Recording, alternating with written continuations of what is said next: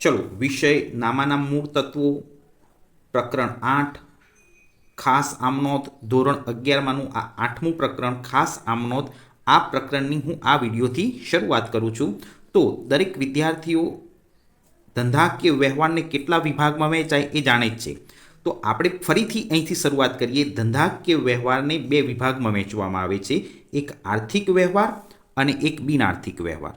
તો ધંધાના હિસાબી ચોપડે બિન આર્થિક વ્યવહાર હોય ને એની ચોપડે નોંધ થતી નથી. ચોપડે નોંધ થતી નથી એટલે એ વ્યવહારને ક્યાંય લખવામાં આવતો નથી. જેમ કે આપણે કોઈ વ્યક્તિને ઓર્ડર આપ્યો હોય, કોઈ વ્યક્તિએ આપણને ઓર્ડર આપ્યો હોય માલ ખરીદવાનો કે વેચવાનો, તો એવા વ્યવહારની નોંધ થતી નથી. એ બધા વ્યવહાર બિન આર્થિક વ્યવહાર કહેવાય. હવે હિસાબી ચોપડે જે વ્યવહારની નોંધ થાય છે એ બધા વ્યવહારો કેવા છે? આર્થિક વ્યવહારો. આર્થિક વ્યવહાર એટલે કે એમાં નાણાંની લેવડ દેવડ થતી હોય અથવા તો નાણાકીય મૂલ્ય ધરાવતી વસ્તુની લેવડ દેવડ થતી હોય તો તેને ધંધાનો આર્થિક વ્યવહાર કહે છે. આર્થિક વ્યવહારની હિસાબી ચોપડે નોંધ કરવામાં આવે છે એટલે એની હિસાબી ચોપડે નોંધ થાય છે. પરીક્ષામાં પૂછાય કયા વ્યવહારની હિસાબી ચોપડે નોંધ થાય છે? તો આર્થિક વ્યવહારની નોંધ થાય છે. અને કયા વ્યવહારની નોંધ નથી થતી? તો બિન આર્થિક વ્યવહારની નોંધ થતી નથી. હવે હિસાબી ચોપડે જે આર્થિક વ્યવહાર નોંધાય છે, આ આર્થિક વ્યવહારની સૌ પ્રથમ કયા ચોપડે નોંધ થાય છે? તો આ આર્થિક વ્યવહારની સૌ પ્રથમ આમનોંધના ચોપડે નોંધ થાય છે. આમનોંધનો ચોપડો એ નામાનો મૂળ ચોપડો છે અથવા પાયાનો ચોપડો છે. આ પ્રશ્ન થિયરીમાં પૂછી શકાય. ધંધાની અંદર થતા વ્યવહારની આપણે આમનોંધ ચેપ્ટર નંબર 4માં લખતા શીખી ગયા, પરંતુ આ આમનોંધ લખવાનું કાર્ય ખૂબ જ કંટાળાજનક છે. ધંધાની અંદર જ્યારે ખૂબ જ વધારે પ્રમાણમાં વ્યવહાર થતા હોય ત્યારે તેની આમનોંધ લખવી, તેની બાબત જે લખવી, તો એ મુશ્કેલ કામ છે. માટે આમનોંધનો વિકલ્પ પેટાનોંધ છે. આમનોંધનો ચોપડો તૈયાર ન કરવો હોય તો તમારે તમારા ધંધામાં અલગ અલગ પ્રકારના વ્યવહારો નોંધવા માટે અલગ અલગ પેટાનોંધના ચોપડા બનાવવા પડે છે. એ આમનોંધનો વિકલ્પ છે.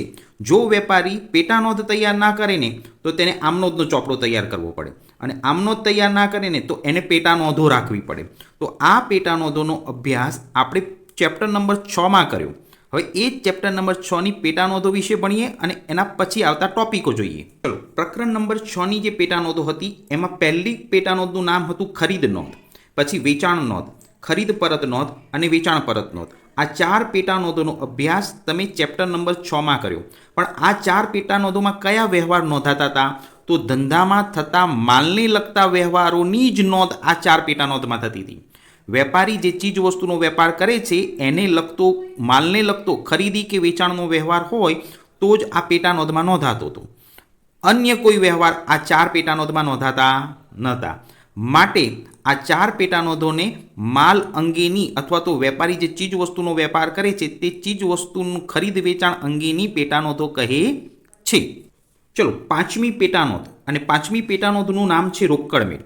રોકડ મેળની અંદર ધંધામાં થતા રોકડ અને બેંકને લગતા વ્યવહારો નોંધવા માટે જે પેટાનોંધ તૈયાર થાય એને રોકડ મેળ કહે છે. તમારા ધંધાની અંદર રોકડ વ્યવહાર થાય તો પણ આ રોકડ મેળમાં લખાય, અને કોઈ પણ વેપારી કે ગ્રાહક પાસેથી ચેકથી લેવડ દેવડ કરી હોય તો એ વ્યવહારની નોંધ પણ રોકડ મેળમાં થાય છે. ઇન શોર્ટ, રોકડ મેળની અંદર ધંધાના રોકડ લગતા વ્યવહાર અને બેંકને લગતા વ્યવહાર નોંધાય છે.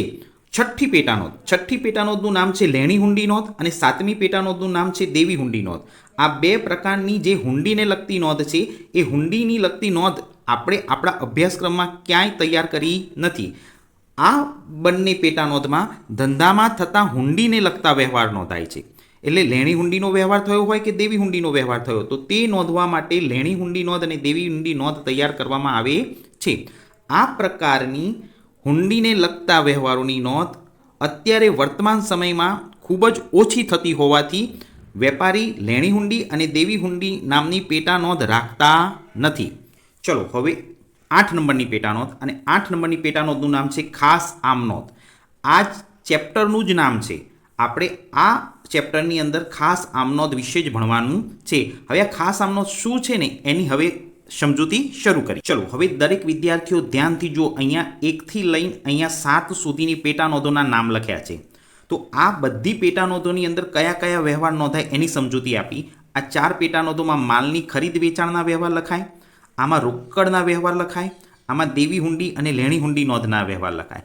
તે ઉપરાંત ધંધાની અંદર એવા ઘણા બધા વ્યવહાર થાય છે કે જે નોંધવા માટે આ પેટા નોંધ કામમાં આવતી નથી. આ પેટા નોંધોની અંદર એ વ્યવહાર નોંધાતા નથી. તો એવા વ્યવહાર નોંધવા માટે જે પેટા નોંધ તૈયાર થાય ને એ પેટા નોંધને ખાસ આમનોંધ કહે છે. આ ખાસ આમનોંધ એક એવી આમનોંધ છે કે જે વ્યવહાર ઉપરની 7 પેટા નોંધમાં ક્યાંય ના નોંધાય એ વ્યવહાર ખાસ આમનોંધમાં નોંધાય. કે એવા વ્યવહારો કયા? તો ધારો કે આગ લાગે અને માલ બળી જાય, ચોરી થાય અને માલ ધંધામાંથી જાય, ધર્માદામાં આપવામાં આવે, તો એ બધા વ્યવહારોની નોંધ આ ખાસ આમનોંધમાં કરવામાં આવે. ન એને ખરીદી કહેવાય, ન એને વેચાણ કહેવાય, ન ખરીદ પરત, ન વેચાણ પરત, ન એ વ્યવહારથી રોકડ આવે, ન એ વ્યવહારથી રોકડ જાય. તો એવા વ્યવહારોની નોંધ ક્યાં થશે? ખાસ આમનોંધમાં. તો આવા કયા કયા વ્યવહારો છે કે જેની નોંધ ખાસ આમનોંધમાં થશે એનો તમારે આ ચેપ્ટરમાં અભ્યાસ કરવાનો છે. તો આ ખાસ આમનોંધ એટલે શું? તો એનો અર્થ બોલું છું અને તમે સમજી લેજો. ઉપરની 7 પેટા નોંધોમાં જે વ્યવહાર ના નોંધાય એ વ્યવહાર નોંધવા માટે જે પેટા નોંધ તૈયાર થાય એને ખાસ આમનોંધ કહે છે. ચલો, એ જ મેં ખાસ આમનોંધનો અહીંયા અર્થ લખ્યો છે બેટા. તમે દરેક જણ ધ્યાનથી સમજી લેજો અને નોટબુકમાં ઉતારી લેજો કે અન્ય પેટા નોંધમાં જે વ્યવહાર નોંધાતા નથી તેવા વ્યવહાર નોંધવા માટે જે પેટા નોંધ તૈયાર કરવામાં આવે છે તેને ખાસ આમનોંધ કહે છે. આ એનો 1 માર્કમાં અર્થ પરીક્ષામાં પૂછાય થિયરીમાં તો તમારે આટલા શબ્દો લખવા પડે. હવે એક બીજો નવો સરસ પ્રશ્ન પૂછાય છે કે નમૂનો એટલે કે છે ખાસ આમનોંધનો નમૂનો કોના જેવો છે અથવા ખાસ આમનોંધ એ કોના જેવી લાગે છે? તો ખાસ આમનોંધનો નમૂનો એ આમનોંધ જેવો જ છે. આપણે ચેપ્ટર નંબર 4ની અંદર જે આમનોંધ ભણ્યા ને એના જે ખાના હતા એના જેવો જ નમૂનો ખાસ આમનોંધનો છે. જેમ કે તારીખ, વિગત, ખાપા, ઉધાર અને જમા એ આમનોંધ જેવી રીતે તૈયાર કરતા હતા એવી જ રીતે તમારે ખાસ આમનોંધ પણ તૈયાર કરવાની છે. પરીક્ષામાં 1 માર્કમાં પ્રશ્ન પૂછાય ખાસ આમનોંધમાં નોંધાતા વ્યવહારો જણાવો. તો તમારે ખાલી ટાઇટલ લખવાના છે. કયા કયા વ્યવહારો આવશે એવું નહીં, એ કયા પ્રકારના વ્યવહારો છે તે જ જણાવવાનું છે. તો મેં અહીંયા ક્રમમાં લખેલું છે. નંબર 1, ધંધો શરૂ કરવાના વ્યવહારો જે હોય ને એની નોંધ તમારે ખાસ આમનોંધમાં કરવી પડે. જેમ કે ચેપ્ટર નંબર 4ની અંદર ₹15,000નો માલ સ્ટોક, 10,000નું ફર્નિચર લાવી ધંધો શરૂ કર્યો. તો એવા વ્યવહાર, ધંધો શરૂ કરવાના વ્યવહારની નોંધ તમારે ક્યાં કરવાની? ખાસ આમનોંધમાં કરવાની. અન્ય પેટા નોંધમાં ન નોંધાતા વ્યવહારો જેમ કે આગ, ચોરી, ધર્માદાથી ગયેલ માલ એવા પ્રકારના બધા વ્યવહારો ક્યાં નોંધવાના? ખાસ આમનોંધમાં. હવે કોઈ ખાતાની ફેરબદલીની નોંધ હોય એટલે કોઈ એક વ્યક્તિના ખાતાની રકમ કોઈ બીજા વ્યક્તિના ખાતામાં ટ્રાન્સફર કરવી હોય, ફેરબદલી કરવી હોય અને આમ નોંધ લખવી પડે તો તેને ખાતાની ફેરબદલી નોંધ કહેવાય. હવે 4 નંબરનું સ્ટેપ છે ભૂલ સુધારણા નોંધ.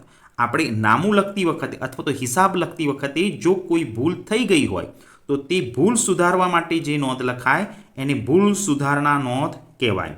હવે 5મું સ્ટેપ છે આખર નોંધ. હિસાબી વર્ષના અંતે ધંધાના ઘણા બધા ખાતા બંધ કરવાની નોંધ એટલે આખર નોંધ. અને છેલ્લું સ્ટેપ છે હવાલા નોંધ. આ 6 મુદ્દા તમારે ખાસ આમનોંધમાં નોંધવાના છે. હવાલા નોંધ એટલે ધંધાની અંદર વર્ષના અંતે કોઈ ખર્ચ ચૂકવવાનો બાકી રહી ગયું હોય, કોઈ અગાઉથી ચૂકવ્યું હોય એની નોંધ કરવામાં આવે એને હવાલા નોંધ કહે છે. છેલ્લા 3 ટોપિકની આપણે શાંતિથી વિડીયોમાં ચર્ચા કરીશું અને પછી જ એનો અભ્યાસ કરીશું. ચલો, ધોરણ 11માં આ પ્રકરણમાંથી પ્રથમ પરીક્ષામાં કેવી રીતે દાખલો પૂછાશે એ મેં અહીં લખેલો છે અને આ દાખલાનો આન્સર પરીક્ષામાં કેવી રીતે લખવો તે હું તમને સમજાવું. પરીક્ષામાં પૂછાય તે જ રીતે દાખલા બનાવેલા છે. આ દાખલા પરીક્ષામાં 4 માર્કમાં પૂછાય અથવા 3 માર્કમાં પૂછાય, તમારી સ્કૂલ ઉપર ડિપેન્ડેડ છે. જો તમારી સ્કૂલમાં આ દાખલો 3 માર્કમાં પૂછાય તો 3 વ્યવહાર પૂછાશે અને જો 4 માર્કમાં પૂછાય તો આમાં 4 વ્યવહારો પૂછાશે. આ દાખલાની સૂચના આ રીતની હશે: નીચેના વ્યવહારની શ્રી મયંકના ચોપડે ખાસ આમનોંધ લખો. તો તમારે આમનોંધનો જ નમૂનો દોરવાનો અને પછી આ 4 વ્યવહારો જે મૂક્યા હોય એની આમનોંધ લખી દો એટલે આ દાખલો પૂરો થાય. તો આ દાખલાની અંદર મેં જે 4 વ્યવહાર લીધા છે એ 4 વ્યવહાર એક જ રીતના છે. હું એવું નથી કહેતો કે આ 4 વ્યવહાર જ પરીક્ષામાં પૂછાશે, પણ આ 4માંથી કોઈ એક વ્યવહાર પરીક્ષામાં પૂછી શકાય. તો ₹5,000નો માલ અનાથાશ્રમમાં એટલે કે ધર્માદામાં આપ્યો. આ વ્યવહાર ચેપ્ટર નંબર 4માં પણ આવતો હતો. પછી બીજું સ્ટેપ, ₹4000નો માલ નમૂના તરીકે મફત વેચ્યો, 8000નો માલ ધંધામાંથી અંગત વપરાશ માટે લઈ ગયા, ₹7000નો માલ અકસ્માતમાં નાશ પામ્યો જેનો વીમા કંપનીએ 5500નો દાવો મંજૂર કર્યો. તો આ બધા જ વ્યવહારો ચોપડીના સ્વાધ્યાયમાંથી લીધેલા છે. પરીક્ષામાં બસ આ રીતના 4 વ્યવહાર આપ્યા હશે અને તેની આમ નોંધ લખવાની હશે. તો મેં આ 4 વ્યવહારોની ખાલી સમજૂતી આપી કે આ રીતે પરીક્ષામાં દાખલો પૂછાશે. હવે એ દરેકે દરેક વ્યવહાર સ્ટેપ બાય સ્ટેપ સમજીએ અને એની આમ નોંધ કેવી રીતે થાય એ શીખીએ. તો હવે આ 4 વ્યવહારોની અંદર આવતા ખાતાના નામ સમજીએ અને એની આમ નોંધ લખતા શીખીએ. તો પહેલો વ્યવહાર ફરીથી સ્ટાર્ટ કરું છું, ધ્યાનથી સમજો. ₹5000નો માલ અનાથાશ્રમમાં એટલે કે ધર્માદામાં આપ્યો. તો આ ધર્માદા શબ્દ મેં કૌંસમાં જે લખ્યો છે એ પરીક્ષામાં લખાઈ ના પણ આવે. તો આના ઉપરથી એવું ખબર પડવી જોઈએ કે અનાથાશ્રમમાં આપ્યો એટલે દાનમાં આપ્યો. તો આમાંથી એક ખાતું ધર્માદા ખાતું નીકળે, એક ખાતું ધર્માદા ખાતું નીકળે અને બીજું ખાતું ધર્માદામાં તમે તમારા ધંધાનો માલ સ્ટોક આપો છો. આ માલ સ્ટોકની સામે તમને નાણાં મળવાના નથી, તો તમારે આ રકમ ખરીદ ખાતે જમા કરવાની. કયા ખાતે જમા કરવાની? ખરીદ ખાતે. એ જ પહેલા વ્યવહારની આમ નોંધ પરીક્ષામાં કેવી રીતે થશે એ હું તમને સમજાવી દઉં. તો આ રીતે તારીખ, વિગત, ખાપા, ઉધાર, જમા, આ રીતે આમ નોંધનું જે ફોર્મેટ બનાવતા હતા તે રીતે ફોર્મેટ બનાવવાનું પરીક્ષામાં. એના ઉપર કયા વ્યક્તિના ચોપડે તમે આમ નોંધ લખો છો તે લખવાનું. શ્રી મયંકના ચોપડે ખાસ આમ નોંધ, આ ટાઇટલ બનાવવાનું. ત્યારબાદ મેં પહેલો વ્યવહાર સમજાયો, એમાં ધર્માદા નામનો ખર્ચ થાય છે એમ માની ધર્માદા ખાતે ઉધાર રકમ ₹5000 અને તે ખરીદ ખાતે જમા ₹5000. તો આ પહેલા વ્યવહારમાંથી નીકળતા બે ખાતાની આ આમ નોંધ છે, ધર્માદા ખાતે ઉધાર તે ખરીદ ખાતે. પરીક્ષામાં બાબત જે લખવાની, અનાથાશ્રમમાં માલ આપ્યો તેના બાબત જે જેટલી બને એટલી ટૂંકી લખવાની. આ પહેલો દાખલો છે એટલે બાબત જે સહિત સમજાવું છું, પછી હું બાબત જે લખીશ નહીં, પણ તમારે પરીક્ષામાં ફરજિયાત લખવી. વ્યવહાર નંબર 2, ₹4000નો માલ નમૂના તરીકે મફત વેચ્યો. જો ધંધાનો માલિક પોતાના ધંધાનો માલ નમૂના તરીકે એટલે જાહેરાતમાં મફત આપે તો આ વ્યવહારમાંથી એક જાહેરાત ખર્ચ ખાતું નીકળે. નમૂના તરીકે માલ મફત આપવા પાછળનો ઉદ્દેશ જાહેરાત કરવાનો છે, માટે એક ખાતું જાહેરાત ખર્ચ ખાતું કમ્પલસરી કાઢવાનું. અને બીજું, આપણા ધંધામાંથી રોકડા નથી આપ્યા, માલ સ્ટોક આપ્યો છે એટલે બીજું ખરીદ ખાતું કાઢવાનું. કારણ કે નમૂના તરીકે સેમ્પલમાં આપણે કોઈને માલ આપીએ તો એનું બિલ બનતું નથી, માટે બીજું ખરીદ ખાતું નીકળે. હવે આપણે આ વ્યવહારની આમ નોંધ જોઈએ. ચલો, વ્યવહાર નંબર 2ની આમ નોંધ. જાહેરાત નામનો ખર્ચ થાય છે એટલે જાહેરાત ખર્ચ ખાતે ઉધાર ₹4000, તે ખરીદ ખાતે ₹4000, કારણ કે એનું બિલ બને નહીં.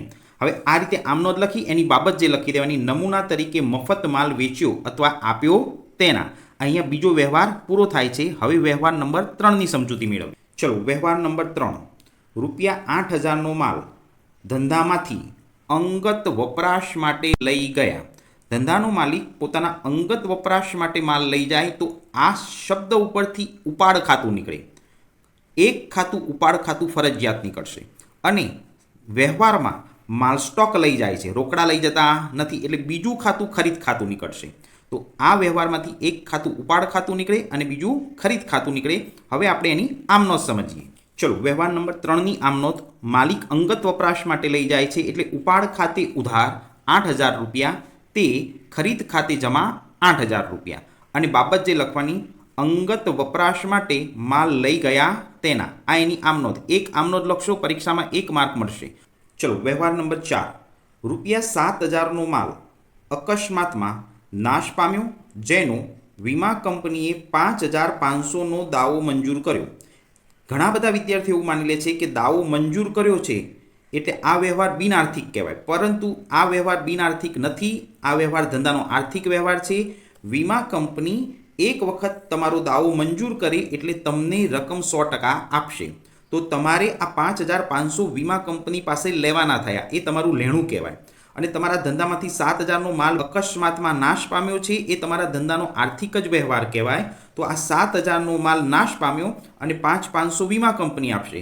તો અહીંયા તમારે આ બે રકમનો ડિફરન્ટ એટલે તફાવત કાઢવાનો, જેથી કરીને તમને ખ્યાલ આવે કે તમારા ધંધામાં ₹1500નું નુકસાન થયું. 7000માંથી 5500 બાદ કરો એટલે ₹1500 તમારા ધંધામાં નુકસાન થયું.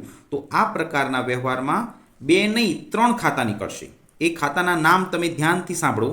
એક વીમા કંપનીનું ખાતું કાઢવાનું. એક ખાતાનું નામ નીકળે વીમા કંપની ખાતું. બીજા ખાતાનું નામ નીકળે અકસ્માતથી થયેલ નુકસાનનું ખાતું. અને ત્રીજું ખાતું નીકળે ખરીદ ખાતું. કારણ કે માલ અકસ્માતમાં નાશ પામ્યો છે એટલે આ શબ્દને આધારે એક ખાતું ખરીદ ખાતું નીકળે. તો 3 ખાતા થયા. એક ખરીદ ખાતું, એક વીમા કંપની ખાતું અને એક અકસ્માતથી થયેલ નુકસાનનું ખાતું. હવે આ વ્યવહારની આપણે આમનોંધ જોઈ લઈએ. ચલો, વ્યવહાર નંબર 4ની આમનોંધ. અકસ્માતથી નુકસાન થાય છે એટલે પહેલાં લખવાનું અકસ્માતથી થયેલ નુકસાન ખાતે ઉધાર 1500 રૂપિયા. વીમા કંપની પાસે રૂપિયા લેવાના છે એટલે આપણું લેણું છે એટલે લેણું હંમેશા ઉધાર થાય. તો વીમા કંપની ખાતે ઉધાર 5500 રૂપિયા. અને માલ બળી ગયો, ધંધામાંથી જાય છે એટલે ખરીદી ઘટાડી દેવાની માટે તે ખરીદ ખાતે જમા 7000 રૂપિયા. અને અકસ્માતથી માલ નાશ પામ્યો એટલે અહીં બાબત જે લખવાનું અકસ્માતમાં માલ નાશ પામ્યો તેના. તો અહીંયા આગળ મેં પહેલો દાખલો જે બનાવ્યો એના 4 વ્યવહાર પૂર્ણ કર્યા. આ રીતે પરીક્ષામાં તમારે દાખલો ગણવાનો. તમે આ વિડીયો ફરી જોઈ અને પછી તમારી નોટબુકમાં ઉતારી લેજો. ઓકે, હવે આ જ વિડીયોની અંદર એક દાખલા નંબર 2ની શરૂઆત કરીએ. નીચેના વ્યવહારની શ્રી નયનના ચોપડે ખાસ આમનોંધ લખો. દાખલાની અંદર તમને પ્રશ્ન પૂછ્યો છે, ખાસ આમનોંધ લખો. પરીક્ષાની અંદર આ રીતના 4 વ્યવહારો આપ્યા હશે તો હું એક પછી એક વ્યવહારની સમજૂતી આપું અને તમને એની આમનોંધ બતાવું.